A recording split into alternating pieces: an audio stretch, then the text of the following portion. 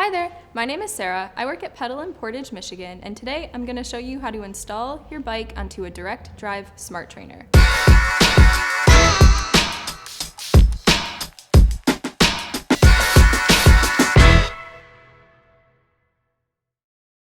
For the purpose of this video, I'm going to assume that you have already set up your trainer and installed the correct cassette.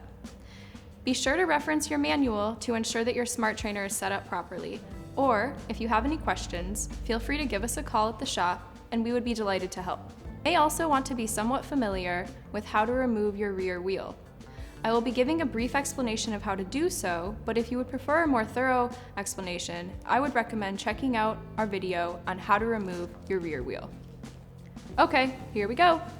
First, you're going to want to shift your bike into the smallest cog in the rear. This will make it easier to remove your rear wheel and to install the bike onto the trainer. Now, go ahead and set your bike upside down, resting it on the top of the handlebars and the top of the saddle. Proceed to remove either your skewer or through axle and set it aside.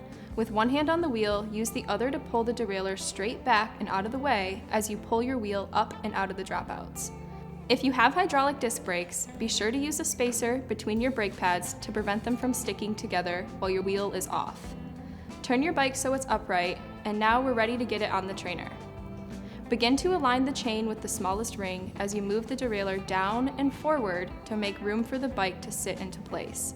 Essentially, we are using the trainer as your rear wheel.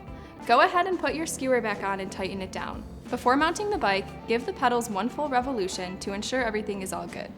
Sweet! Now you're all set to start your indoor trainer ride. If you have any questions, give us a call or stop by the shop sometime and let us know how we can help. Thanks for watching!